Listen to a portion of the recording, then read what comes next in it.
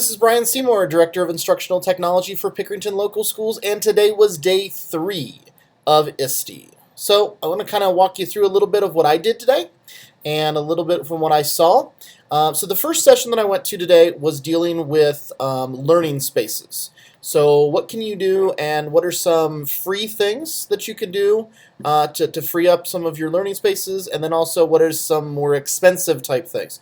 So a couple of the free things that they talked about was they spent a lot of time talking about whiteboards and how we could create those whiteboards. So we are going in the process of going one-to-one, so we're actually turning our whiteboards into the computers, obviously, and using whiteboarding apps and stuff like that. But if you want something bigger, here's some ideas. One of the ideas was something similar to this. What you do is you paint the wall white, or right behind it white, and then you get a piece of plexiglass, and then you actually attach the piece of plexiglass onto the wall, and then you can write directly onto the plexiglass. The other idea that we've done in the past is go to Lowe's, Home Depot, one of those hardware stores, and ask for melamine board. It's in the wainscoting area, and melamine board, Lowe's and Home Depot, I know for sure, will actually cut it down to whatever size you want.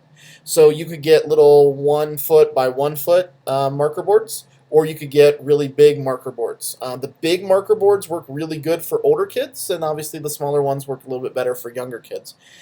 But there's all kinds of different ideas that you can do. Something else that I found out that I didn't know about was this special paint, which is called Idea Paint.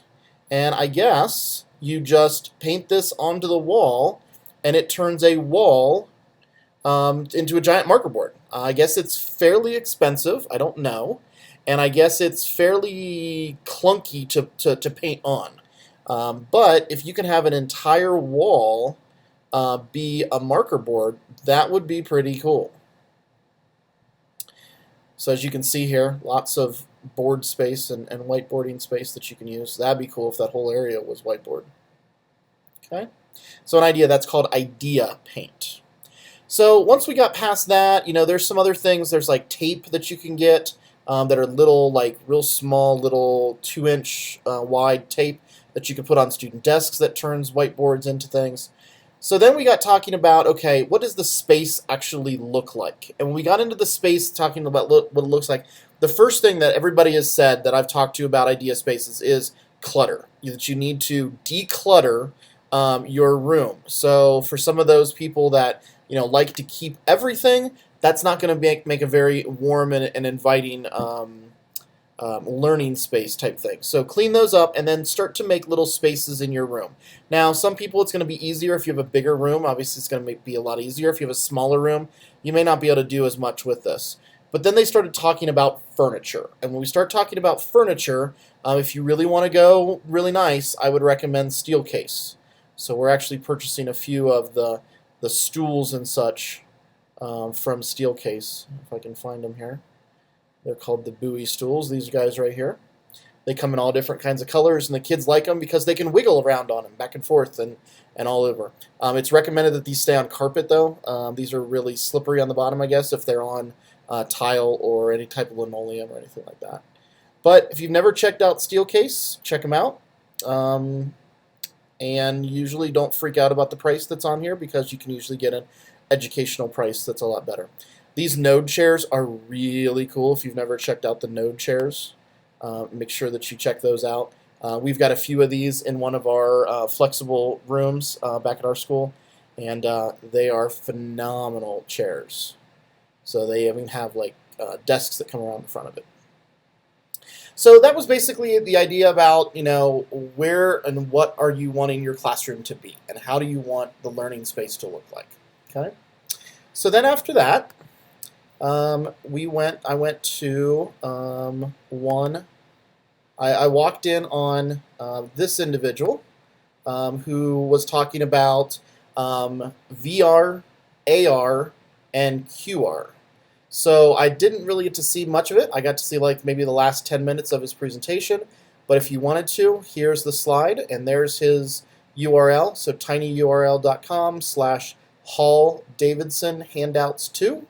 And inside of this is some phenomenal stuff on how to use AR, how to use QR codes, how to use virtual reality. So if you're getting into any of that type of stuff yet, everything that this man has, I believe he works with the Discovery Channel. So there's all kinds of wonderful, wonderful things on here that you guys could use. All right. So then my next session was one that I was really looking forward to. This was defining the new role of the Chief Technology Officer. And I tell you, this panel was loaded. So one of my good friends, Kevin Honeycutt, was on here. Alice Keeler, who everybody I'm sure has heard of. I actually got, and you can be jealous, I actually got special Alice Keeler stickers. Ha ha ha. Directly from Alice. Wonderful, thank you very much. You've also got Susan Bearden on here. Jeremy Shore, who is from our home state of Ohio, doing a lot of stuff with blended learning, and a couple other folks. It was a wonderful session listening to them talk. I really wish it could have been about 3 hours. It only lasted about 45 minutes, but I would have sat there for 3 hours and listened to them talk and give ideas of how to make the CTO position, the Chief Technology position, even more impactful. So one of the quotes that I loved, Kevin Honeycutt is very good on the whole idea of quotes, and one of his quotes was, "Is your school global or is it snow global?" I just love that quote because, one of his biggest things is telling the stories of the school. And with that, you want to be global. So if you're not really telling those stories, then you're keeping everything in your snow globe. So once again, get out, get on Twitter, get on Facebook, get on Pinterest, so on and so forth. Tell your story, what's going on in your school, because I want to know what good stuff you're doing in your school because I want to be able to learn from you, just like we're trying to do that with our school district. So then my last session was with George Curis, and George's big thing was talking about digital citizenship. And he talked about digital citizenship, digital safety, and digital awareness. So one of the things that he mentioned that was really cool was imagine if we taught driver's ed like most of us teach social media.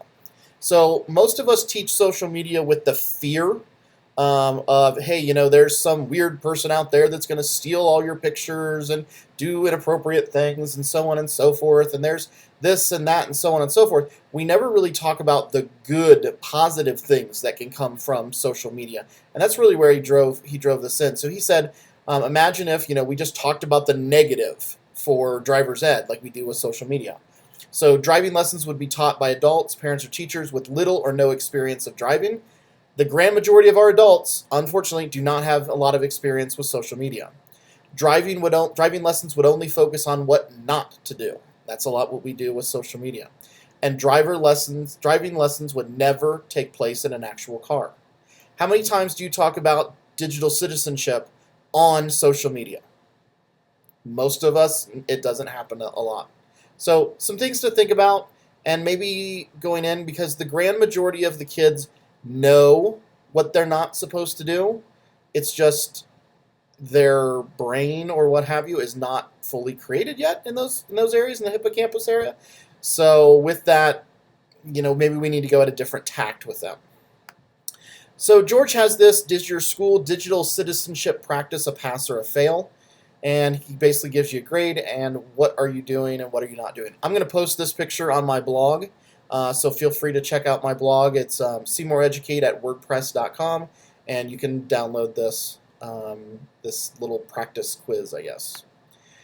So one of the things that I know I always get are educators are afraid to be on social media because they're afraid of this, that, and whatever. So one of the things that I always say is if kids or students want to follow you, that's really who you're trying to get your message out to them and to your parents. But you don't have to follow them, okay? When I was a teacher, I didn't follow any student until after they had graduated, and it was still a very limited amount of students that I ever followed. So George's idea was, and the other problem is that teachers are worried about what is it they're saying. So he came up with this simple one-liner, his social media guidelines for educators. Anything you can say to students, you can say online. So if you feel comfortable saying that to your students, then you should be able to feel comfortable saying it on any one of the social media sites. And in closing here, I just want to give you a little bit of an idea of or a challenge, I guess. Imagine a world like this. Imagine if every teacher tweeted one thing a day, just one time a day, and did of what they did in their classroom to a school hashtag and took 5 minutes a day to read the other tweets. So imagine if you got on Twitter and all you did was one tweet to whatever your school's hashtag was about something positive that happened in your classroom. What would that do for your learning and the school culture in your building? So I challenge you, if you're not on Twitter, if you're not on Facebook, what have you, and you're not doing it for school, get a professional account. All right? Put it on. Make positive comments. We need to show kids good role models of what social media does. Okay? So thank you for watching. Tomorrow we got a whole bunch more stuff. I spent a lot of the day today in the exhibit hall, which is huge. You could spend days and days and days in there. I had a meeting with Google, had a meeting with Illuminate. So one of the companies I do want to push a little bit, if you're looking for any type of data system, assessment system, Illuminate is phenomenal. So check them out if you're here at ISTE. If not, check them out online, illuminateeducation.com. Like I said, I spent probably a good hour, hour and a half just walking around in a daze. Got a whole bag full of goodies to take back with me. But once again, another good day at ISTE, and we'll see you back here for day number 4. All right, thank you, everybody. Have a good night.